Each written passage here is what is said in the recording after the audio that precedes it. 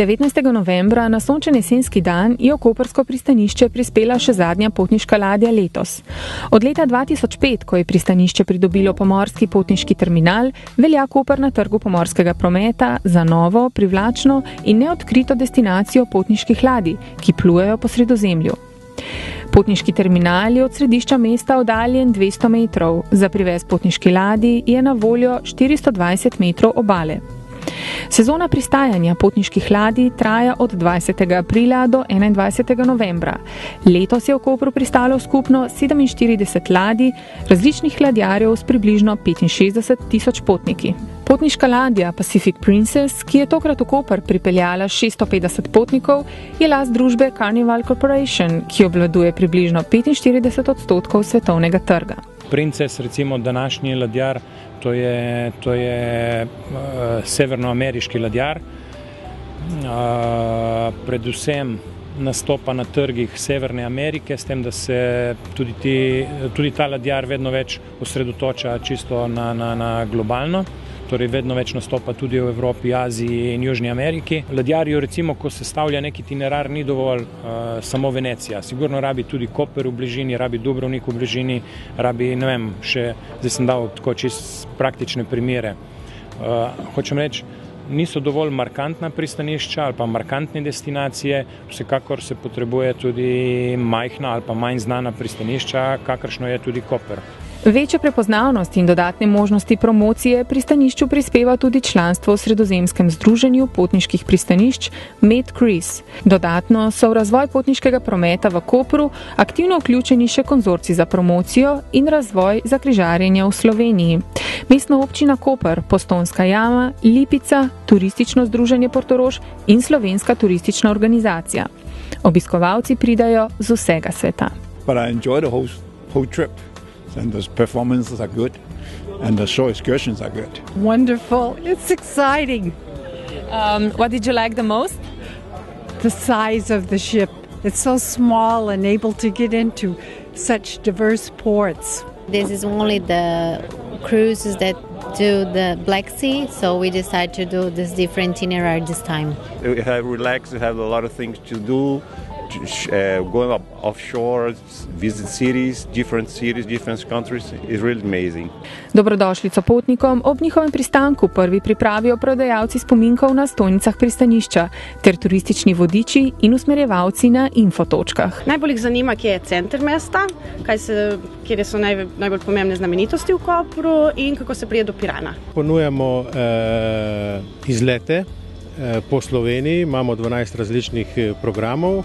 In od teh izletov se turisti največkrat odločijo za našo najbolj popularno varianto, to je hop-on, hop-off varianta, ki gre Koper, Izola, Piran, Portorož in nazaj. Potem pa Ljubljana, Postojnska jama, Lipica, to so najbolj obiskane destinacije. Suvenire največ, čim cenejša varianta. V glavnem ponujamo tako vezano za Istru, Koper. Kaj največkrat kupijo? V glavnem magnetki tako teh idu. Do 3 evra lahko prodati. Koper postaja središče, kjer vse bolj diha pomorski, navtični, kopališki in športni turizem. Pomembno vlogo pri prizadevanjih mestne občine Koper za razvoj turizma ima sodelovanje s partnerji, kot so trgovci, taksisti, turistične agencije, informacijske službe in drugi. Mešanica med domačimi in tujimi obiskovalci, ki se v mestu zadržijo v okviru potniškega turizma, pa daje poseben pečat. Torej, to je trenutno tisti vid turizma, ki je v nenehnem vzponu. Morate vedeti, da ima Evropa recimo skoraj 500 milijonov prebivalcev in da je v tem trenutku nekaj več kot 5 milijonov potnikov na potniških ladjah. Pomeni, da imamo neverjeten potencial, v katero se lahko še razvijamo. Temu priča tudi neverjetni razvoj tudi ali pa gradnja novih potniških ladij, kjer se recimo gradijo ladje že s 5000-6000 potniki, kar pomeni, da so prava plavajoča mesta in da enostavno ljudje še zmeri z veseljem potujejo. Treba tudi vedeti, da so to relativno poceni potovanja. In še nekaj drugega, ti si lahko vsak dan v drugi luki, recimo, če greš na klasična potovanja, si s takimi sredstvi definitivno tega ne moreš privoščiti. In tam imaš tudi na ladji luksus, da so kabine urejene, da so različne vrste restauracij, da je ogromno stvari, ki jih lahko počneš na ladji, plus tega, da pač ne se voziš okoli, ne, praktično to potujoči hotel. Kaj pomeni te vrste potniški turizem za razvoj turizma v Kopru? Torej, za Koper pomeni zelo veliko, ker če se kdo spomne, kakšen je Koper bil pred 10 leti, se nikoli ne bi moglo govoriti o kakšnem turizmu v Kopru. Danes pa Koper postaja že eno izmed turističnih mest iz Slovenije, seveda se skušamo na tem področju še bolj razvijati, še več vlagati v to, tako da bomo lahko recimo čez kakšno leto res rekli, da je Koper turistično mesto. Obiskovalci se z ladje podajo na enodnevni obisk Kopra, kot tudi na ogled turističnih znamenitosti slovenskega Primorja in podeželja slovenske Istre. Tudi pri organizaciji izletov za goste je izjemnega pomena povezovanje s krajevnimi skupnostmi, kulturnimi, športnimi in drugimi društvi, ki delujejo na posameznih področjih ter zadevajo etnološko dediščino, zgodovino dotičnega kraja ter geografske značilnosti posameznega področja. Izleti so pomembna komponenta turistične ponudbe svetovnih ladjarjev, profil turistov pa je širok. 70% Amerikancev oziroma overseas, kot mi imenujemo, tudi Evropejci. Moram povedati, da Evropejci zelo radi sprejemajo lokalno dediščino v vseh oblikah in da je to ravno zaradi tega, zaradi te ponudbe imamo udeležbo evropskih gostov na izletih, ki jo v preteklosti nismo imeli. Na kakšen način se promovirate, da potem nekako združite pravzaprav to ponudbo in kakšne dimenzije ima? Ponudba se dela v bistvu za eno leto oziroma leto in pol naprej. Mi promoviramo to našim partnerjem, naši partnerji potem produkt vzamejo v svojo ponudbo, jo tržijo na internetu in pa seveda na ladji, ne? Ker izleti so bistveni del ladijskega izkupička oziroma port revenueja, kot oni imenujejo. In destinacija, ki ima veliko različnost, veliko ponudbo, je za ladjarja dobrodošla destinacija, kjer mu ustvarja ekstra profit.